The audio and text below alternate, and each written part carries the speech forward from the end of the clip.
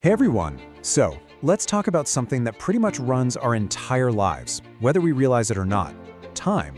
In a world that is just buzzing with notifications and endless things to do, getting a handle on your time isn't just a nice skill to have, it's basically a superpower. So today, we're going to explore how we can actually reclaim it. But first, I want you to really think about this for a second. When you're scrolling, or you get that ping from a notification, or you find yourself jumping from one browser tab to another, are you really the one making that choice? Or is some algorithm making it for you? This question, right here, is at the absolute heart of what we're digging into. All right, to really get a grip on modern time management, we first have to understand the world we're actually living in. Because let's be honest, it's not the same one our parents had to deal with. Welcome to what experts call Industry 4.0. Now, when you hear a term like Industry 4.0, you're probably thinking of, robots and giant factories, right? But its real impact, where it really hits home, is so much more personal. It's the reason your phone is always on, why data is constantly shaping your choices, and why there's this constant low-level pressure to be optimized and efficient in literally everything you do.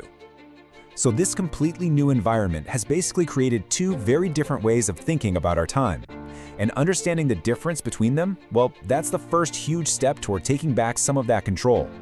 So let's break down these two paths to productivity. So on one side, you've got the traditional ways. Think paper calendars, to-do lists you actually write out, and focusing on one single task at a time. It's structured, it's deliberate, it feels solid. But then, on the other side, we have the tech-driven approach. This is all about apps, algorithms, and being always connected. And look, it's incredibly powerful. It gives us leverage we've never had before, but it also throws the door wide open to a constant flood of interruptions. So the real question is, how do we get the best of technology without falling for all of its traps? Well, the answer, it turns out, lies in something called behavioral nudges. This is a really cool idea from behavioral economics. It basically says that instead of trying to make these massive, drastic changes to our lives, we can use small, intentional habits and little mindset shifts to gently steer our behavior in the right direction. And in our super tech-heavy world, these nudges are just incredibly powerful tools for bridging that gap.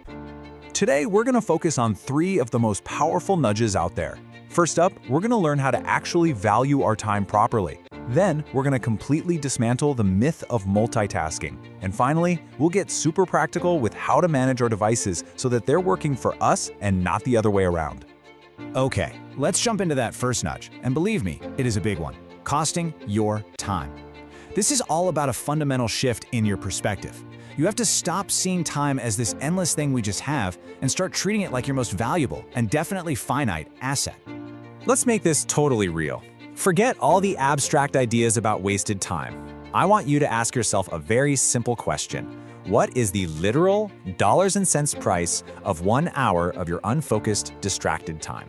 Seriously, thinking about it this way can change everything. And you know what? The math is actually pretty simple. If you earn, say, $50,000 a year, then every single hour of your workday is worth about $25. So that hour you just spent mindlessly scrolling through a social media feed, yeah, that didn't just cost you 60 minutes. It had a real, tangible price tag. Thinking this way is the first big nudge that helps you start protecting your focus like it's gold.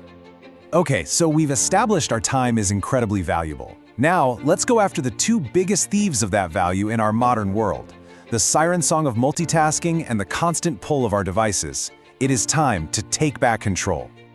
Okay, let's just get this out in the open. We have been sold a lie. The idea that juggling 5 things at once makes you more productive, it's a total myth. Your brain cannot actually focus on multiple complex things at the same time. What it's really doing is just switching back and forth, really, really fast. And every single one of those switches costs you mental energy and precious focus. The nudge here is simple but powerful. Commit to doing one thing at a time. And finally, the devices themselves. Instead of letting them run your day, you need to run them. And you can do it with a simple 3-step game plan.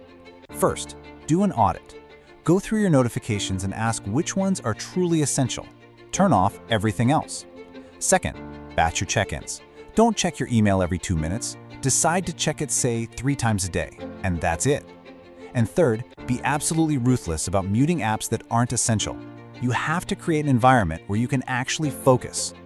So after all this, what's the big takeaway? The point isn't to go full Luddite, smash your smartphone, and go back to using paper calendars. Not at all. The real goal is to use these little behavioral nudges to become the master of your technology, to harness all of its amazing power without becoming its servant. And that leaves us with one final thought to chew on.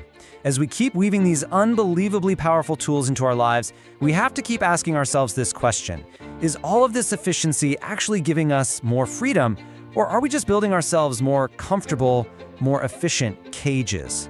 The choice, in the end, is ours to make.